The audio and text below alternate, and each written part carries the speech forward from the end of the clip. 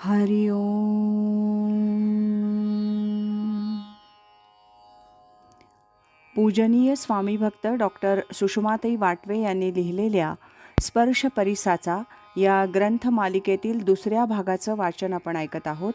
आज यातील प्रकरण पहिलं, लोहो परिसेसी लागला, याचा भाग 9 ऐकूया. सरलाताईंना एकदा खूप ताप भरला. 105. घरात वृद्ध आजी आणि छोटी नात. घरी करायला कोणीच नव्हतं. संध्याकाळी मी विचारलं, रात्री सरलाताईंकडे बघायला मी येऊ का? त्यांना काही लागलं तर? प्रथम स्वामी म्हणाले, नको, तशी काही गरज नाही. पण पुन्हा म्हणाले, या, काही लागलं तर असावं. मी तसं घरी सांगून आले. रात्री म्हटलं, मी सरलाताईंच्या खोलीत झोपते, तुम्ही बाहेरच्या खोलीत आजी नात आहे तिथं झोपा, म्हणजे तुम्हाला झोप मिळू शकेल.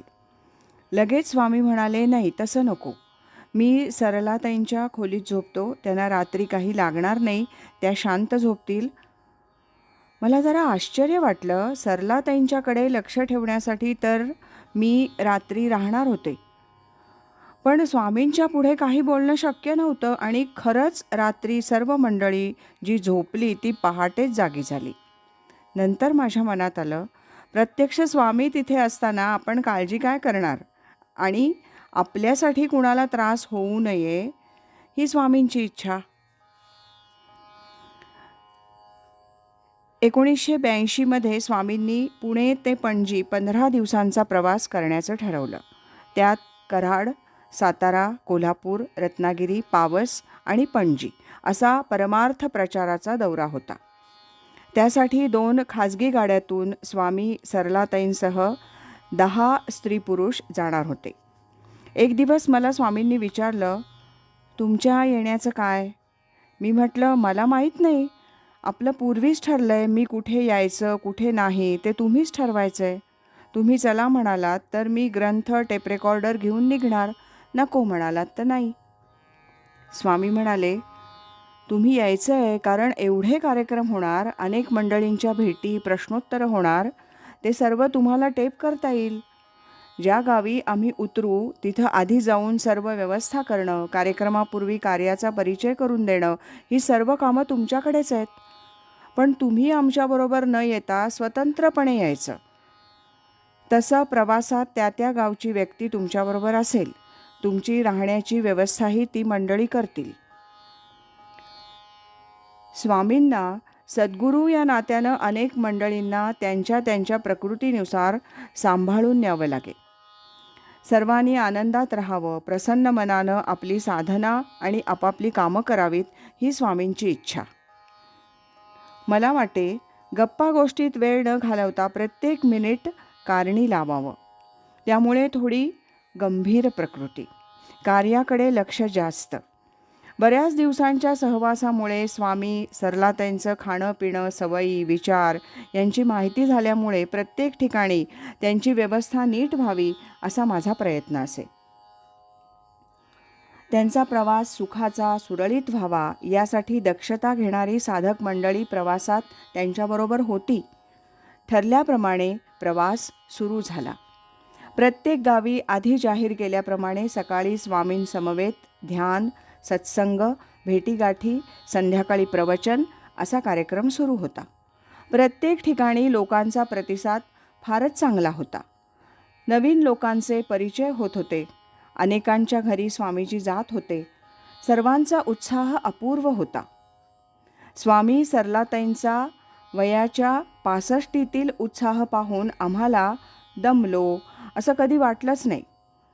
प्रवासात 2 खांद्यावर 2 मोठ्या पिशव्या, त्यात 2 टेप रेकॉर्डर, 50 कॅसेट्स, विक्रीचे ग्रंथ, अंथरूण, पांघरूण, कपडे सर्व घेऊन माझा प्रवास स्वतंत्रपणे चालू होता. आता त्यावेळचा विचार केला तरी आश्चर्य वाटतं की हे सर्व हातून घडलं कसं? ना खाण्याकडे लक्ष, ना झोपेची शुद्ध. पण आता वाटतं त्या निमित्तानं जणू सद्गुरूंनी आपली कसोटीच पाहिली होती आणि त्या कसोटीला मला उतरता आलं असावं. म्हणूनच त्या पुढच्या 15 वर्षात स्वामींच्या निर्वाणापर्यंत मला स्वामी सरलाताईंची सेवा करण्याचं भाग्य लाभलं. प्रवासाचा शेवटचा दिवस. आम्ही पणजीत होतो. उद्या सकाळपासून परतीचा प्रवास सुरू.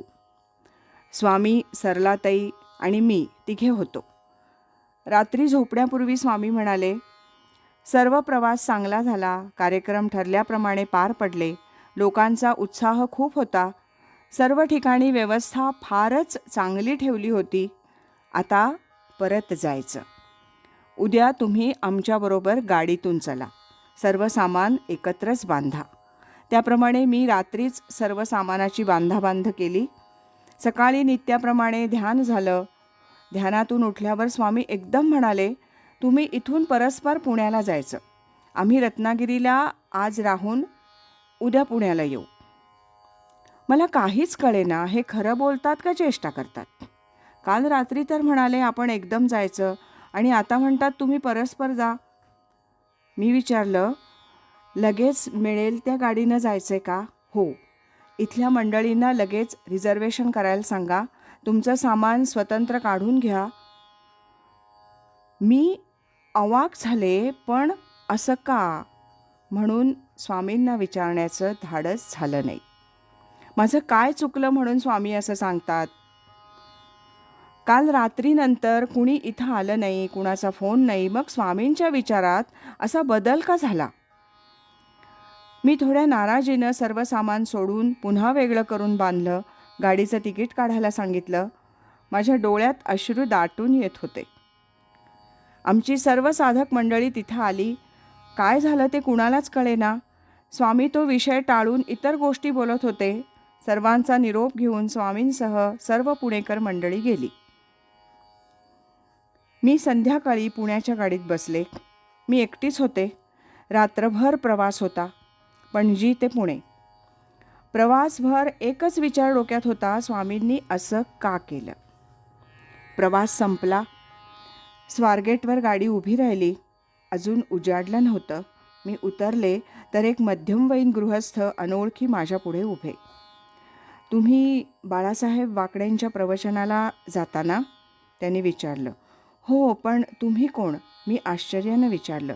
मी तुमच्या गाडीतूनच प्रवास करत होतो. तुमच्या पुढच्या सीटवर बसलो होतो. चला, मला तुमच्याच बाजूला जायचं आहे. एवढं बोलून त्यानं रिक्षा थांबवून सामान रिक्षात ठेवलं. माझं घर जवळ, ओळखीचा भाग म्हणून असावं, पण मी त्या गृहस्थासह रिक्षात बसले. 5 मिनिटात घर आलं. त्यांनी सामान दाराशी आणून ठेवलं आणि पुढे केलेले रिक्षाचे पैसे न घेता ते निघून गेले. मी त्यांचं नावही विचारलं नाही. दारावरची घंटा ऐकून माझ्या मुलीनं मंजिरीनं दार उघडलं आणि मला पाहिल्याबरोबर एकदम निश्वास टाकून ती म्हणाली, आई, तू आलीस, फार बरं झालं. कालपासून मिलिंदला खूप ताप आहे. अण्णांना कार्यक्रमासाठी परगावी जायचं आहे. मलाही आजच ठाण्याला जायला हवं आहे.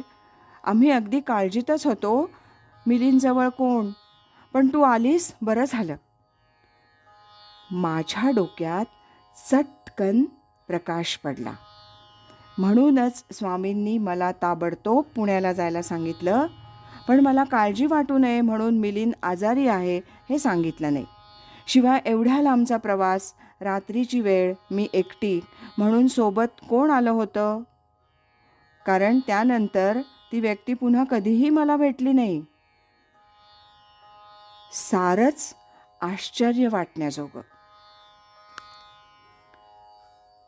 असो, आज इथेच थांबूया. यानंतरचा 10वा भाग आपण उद्या ऐकूया. सद्गुरु असती अंतरात, सच्शिष्या ते जागवीत. हरि ओम तत्सत.